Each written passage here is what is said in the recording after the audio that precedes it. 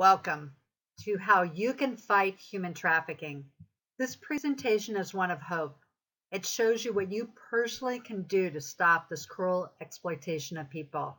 As you listen, see if you can listen with your heart to see where God is calling you to join the fight. Let's start with defining what is human trafficking. Human trafficking is obtaining or maintaining the labor or services of another person through the use of force, fraud, or coercion.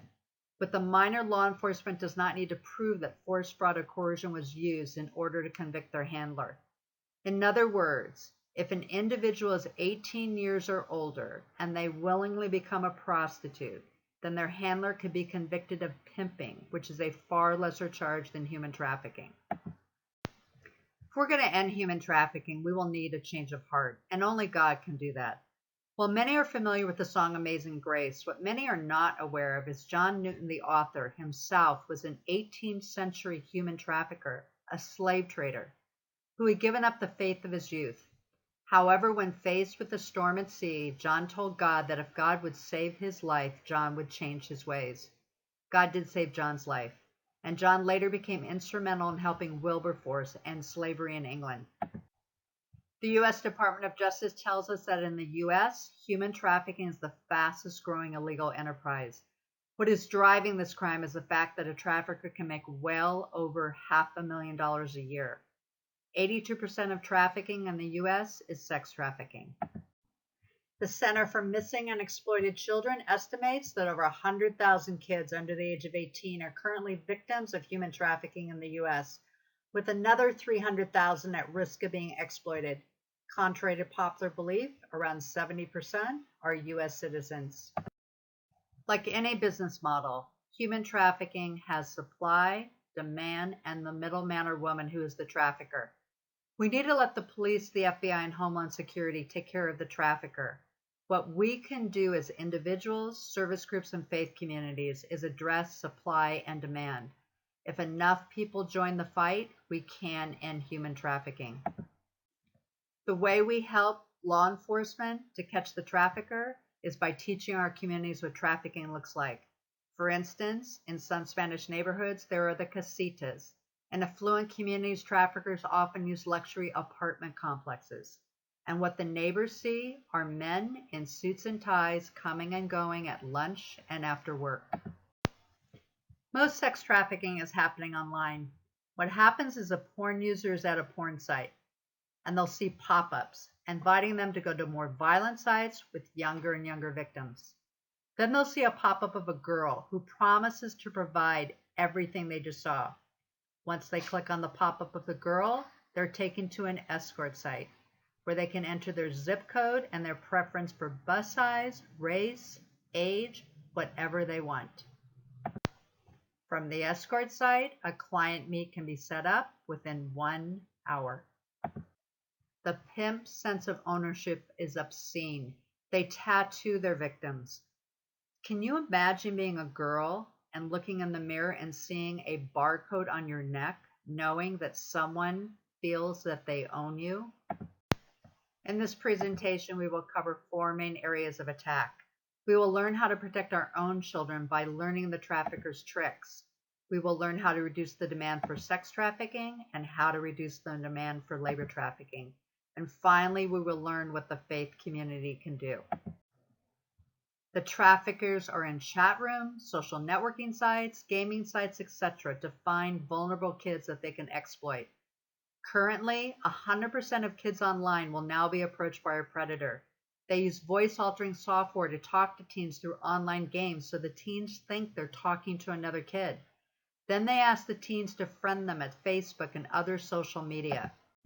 So the traffickers know that parents have told their children never to tell anyone where they live, but they don't need to ask them where they live. Once they have access to their social media sites, they just bring up the pictures, and using the geotags in the pictures, they can find out exactly where that child lives. Traffickers and predators are placing pop-ups at kids' online gaming sites. Once they click, they're taken to predator sites and porn sites.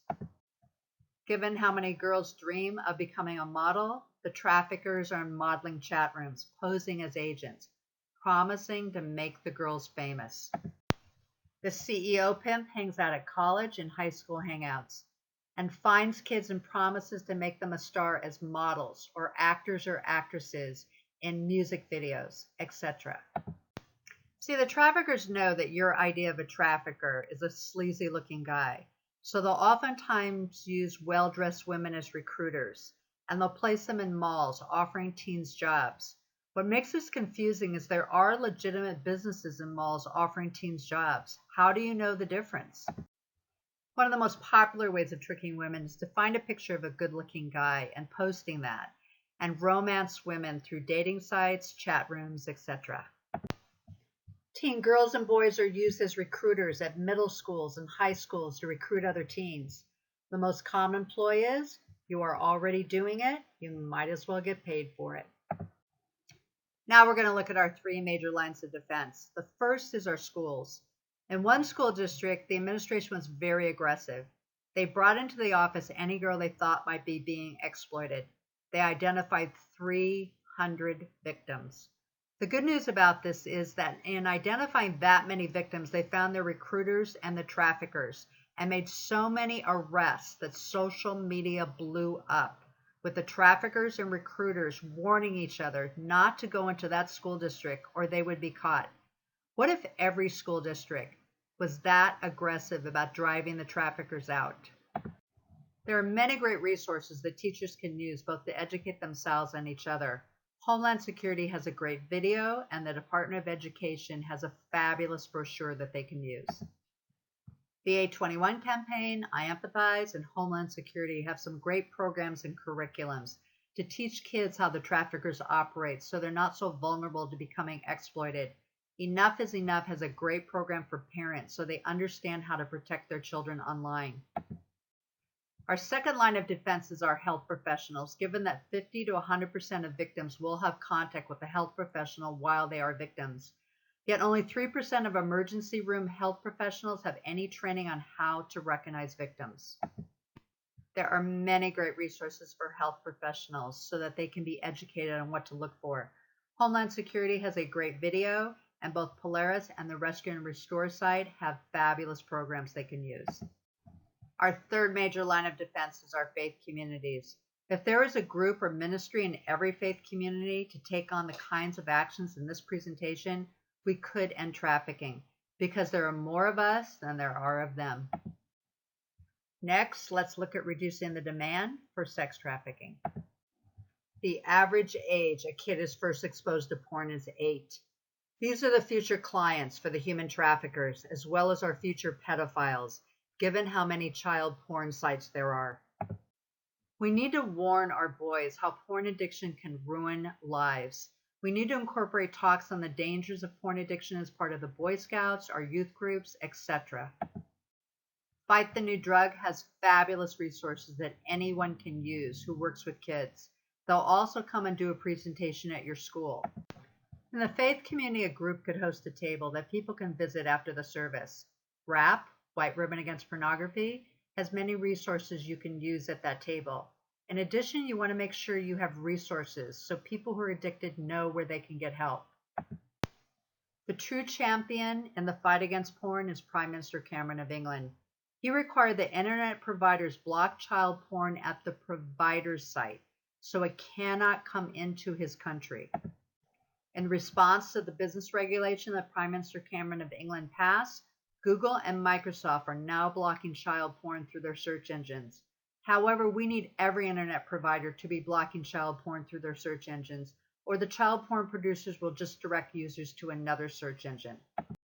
The second campaign that Prime Minister Cameron established is the opt-in campaign, meaning all porn is blocked at the internet provider site unless the person paying for the service calls their provider to opt in to access porn.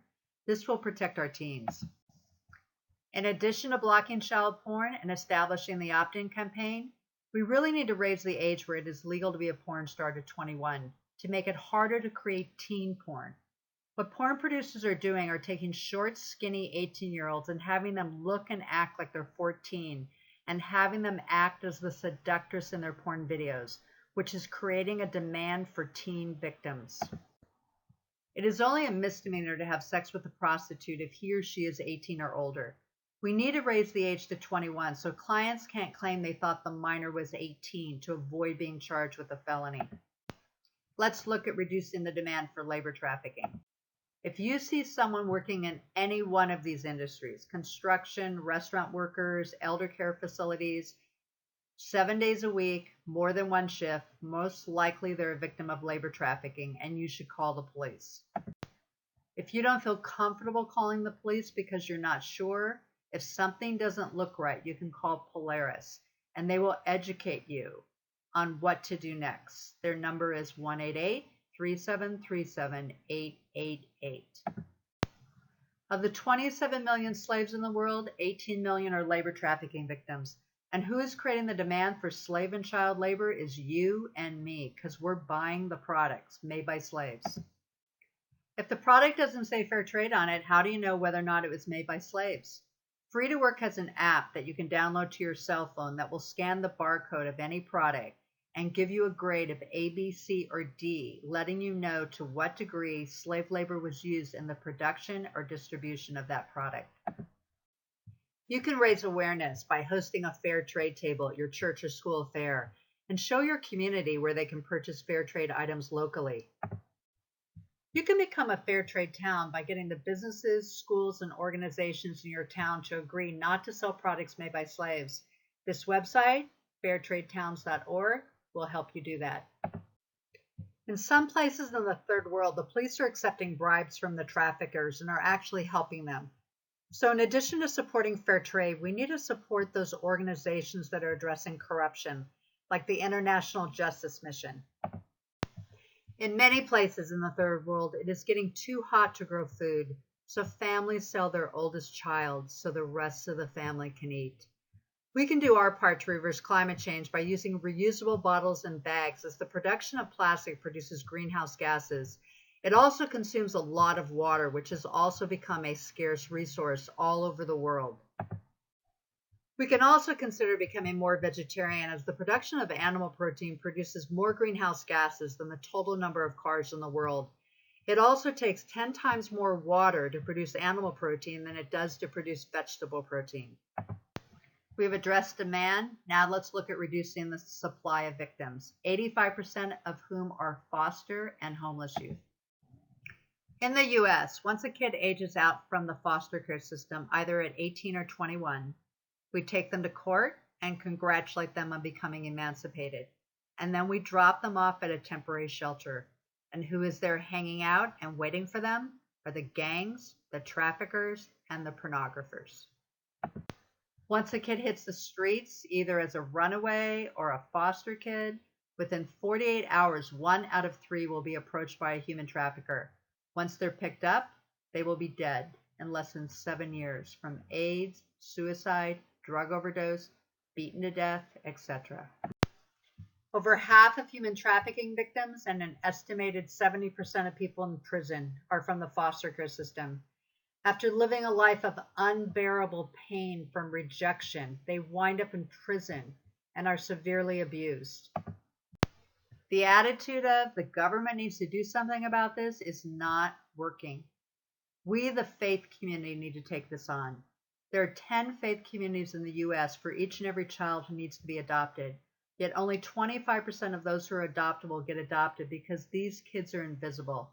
We need to make them visible. One great way to make these kids visible, either at a faith community or a mall, is to use the Heart Gallery. It takes these kids from being a statistic to real people. The majority of children in the foster care system are not available for adoption. They will go from their biological parents to a foster home, back to their biological parents, then to a group home, back to their parents, etc. They really need someone to be there for them, who believes in them, who's their friend, as a mentor.